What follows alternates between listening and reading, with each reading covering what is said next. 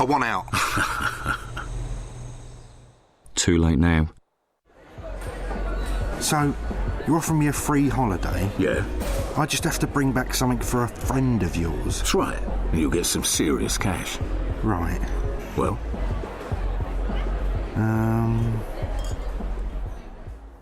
Not too late.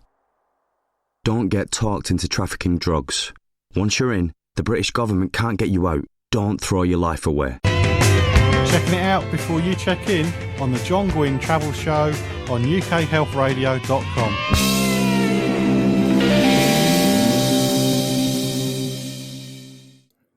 For all of you who are into pub quizzes, you might know some of the state capitals of the United States. Well, the state capital for Missouri is Jefferson City, and I was interested to know how the city got its name. Jefferson City comes from Thomas Jefferson, of course, one of our early presidents, and he figures in the development of our state for lots of reasons.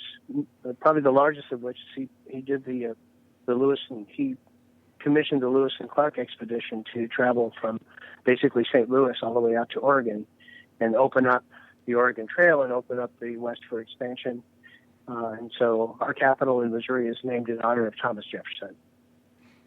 Is there much to see and do in the city? In Jeff City, it's a smaller city. It is our capital city. A couple of things. It's a beautiful city. In fact, I think just recently it was named one of the most beautiful small towns in the U.S. It's not a huge urban area, but we do have our state capital, which is a great experience in and of itself to visit and see the inside of, in particular. A kind of a quirky experience that we have here is the Missouri State Penitentiary, which until about 10 years ago was the oldest operating prison facility in the United States of America. And it's now open for tours, which may maybe sound kind of ghoulish and strange, but there are ghost tours and other tours of this remarkably haunting building from the mid-1800s. And it's very, very popular. People go in there. There's even some events where you can spend the night inside the penitentiary. You can see Civil War jail cells and the like. And it's become a very, very popular thing to see. Have you seen any ghosts? I thought I did for a moment, but no, I haven't. But I have gone in there at night and gone through the tour with him, and it is really strange and fun and kind of creepy. It's good. It's a lot of fun. The best part of the experience getting out of the penitentiary or being around having a look? I suppose walking out was one of the best parts, but it's just eerie and fun, and it's interesting to see the feelings that exist within those walls. It's a quirky experience. A couple other quirky experiences, if we want to talk about that for a moment, that people might have in the state of Missouri. There's a place in St. Louis, which we didn't talk about, called the City Museum, which is interestingly named because it has nothing to do with the city and it's not a museum. But it is an ongoing art project that was started by a gentleman who actually has since passed on. But he purchased an 8-story shoe factory and started doing art installations inside using recycled materials. So if he came across 1,000 Coke bottles or extra concrete from a highway pour or buildings that were being torn down, beautiful stone architecture from buildings and features, he just started collecting these things and putting them together. And all I can say is that when you go to this city museum, it's like for kids and adults, almost a visual playground of everything from rooms made out of Coke bottles to an 8-story long slide that used to bring shoes from the top floor down to the bottom, and you can go down and see slide down with your children or by yourself and have fun with it. It has the world's largest pencil. It has modern art galleries. It has an aquarium inside. It has a school bus on top of the building. It's got a fighter jet in one of the side rooms, a full-size fighter jet. They're continuing to build a medieval castle attached to the building, and so on. If you go every 6 months, it's a different place to experience. So that's the City Museum in St. Louis, and there is a minimal charge, but it's really really, really a quirky and unusual experience. St. James, Missouri also has a vacuum cleaner museum, which traces the history of vacuums, which may be of interest to some people, which is quirky and fun too. That's definitely quirky, yes. Yeah. If somebody doesn't want to do a fly drive, but they want to experience Jefferson and St. Louis, is it easy to get between the two cities? If you're not fly driving, there is a train service between Kansas City and St. Louis. Mm-hmm. If you're not on the fly drive, Jefferson City is just about halfway between Kansas City and St. Louis.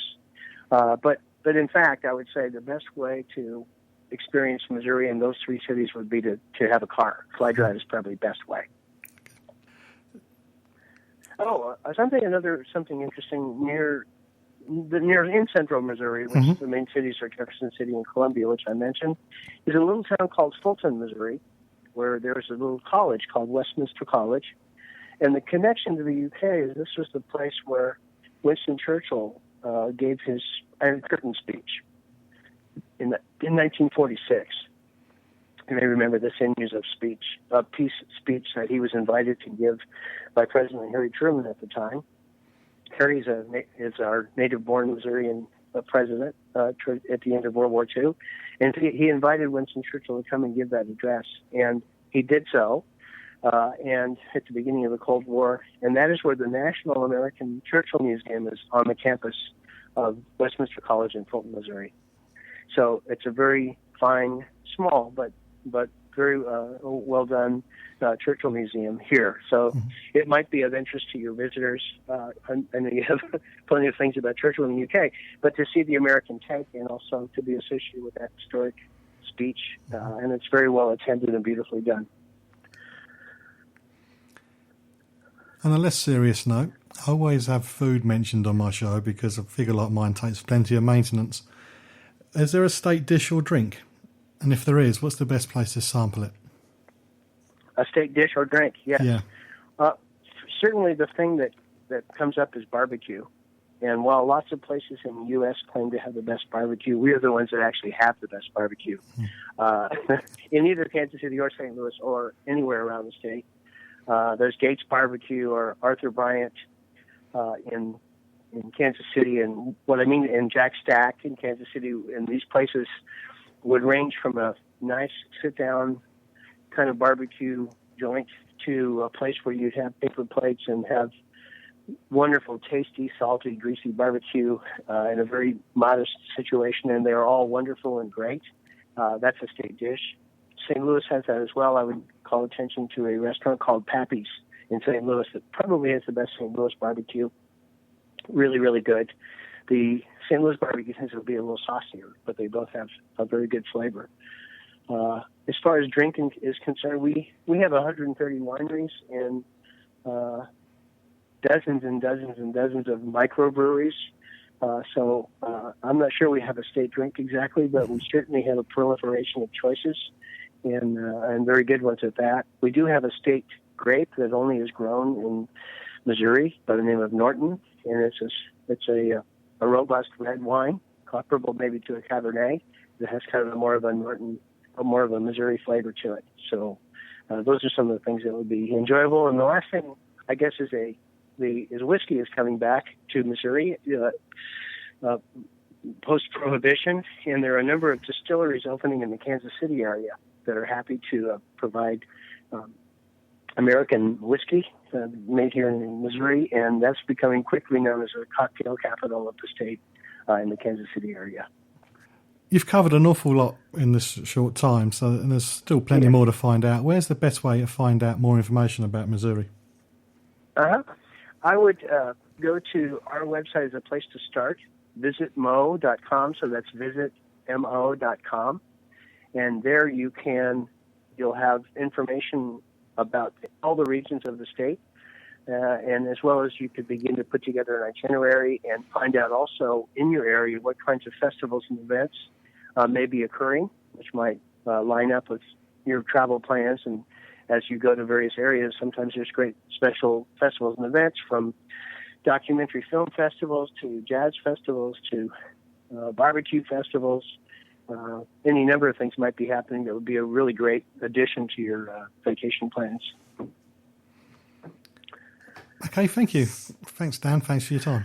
Thank you, John. You can keep up to date with travel news and leave me a message at facebook.com/John Guinn Travel Show. My wife is from Scotland and she has gone on about going to the beach when she was a child. And the reason I'm mentioning that is because Keep Scotland Beautiful, which is an environmental charity, has announced that 60 beaches from across Scotland have been recognised for the high standards provided to visitors. And this includes keeping the sand litter free to provide an excellent information and accessible amenities. This sort of thing went around when my wife was on the beaches. It was just peace, quiet and nice sandy beaches with blue seas, apparently, with a slight chill. But anyway, the start of the Scottish bathing season is the 1st of June. And according to the charity, families are going to be flocking to the Scottish shorelines to make the most of any warm weather. The Scottish Beach Awards celebrate some of the best managed beaches in the country and have acted as a national benchmark for local environmental quality at Scotland's beaches for a quarter of a century. Nearly half of Scotland's population lives within 5 kilometres of the coast, so the coastal environment plays a fundamental role in the lives of Scottish people. Beaches are important for everyone who lives, visits and works near them, so it's important they are managed in an environmentally friendly, sensitive way. Flags from the 2017 awards will, from next week, be flying at the beaches the length and breadth of Scotland, including St Andrews, West Sands and Guinn Bents. I bet I got that wrong. Both of which are celebrating 25 years as award winners. Fife boasts the most award-winning beaches in 2017 with 15. The Highlands have an impressive 12. Aberdeenshire boasts 8 and is closely followed by East Lothian with 7. I will be putting a full list of the winners at facebook.com/John Guinn Travel Show, rather than you have to listen to me try and speak and read it out. If you're somebody who's visited Scotland beaches either because you were born up there or because for some strange reason you want to go and do it, let me know what's your favourite beach, what are your favourite Scottish beach memories. Try and say something different to the fact that the water was freezing. Anyway, facebook.com/John Guinn Travel Show for your Scottish beach stories, and that's where you'll find a link to the award-winning beaches for 2017. Well, that's it for this week's show. I nearly made it without my voice going. Hope you can join me next time when hopefully I'll be back to full running order, and you can listen to the travel show where each week I check out before you check in.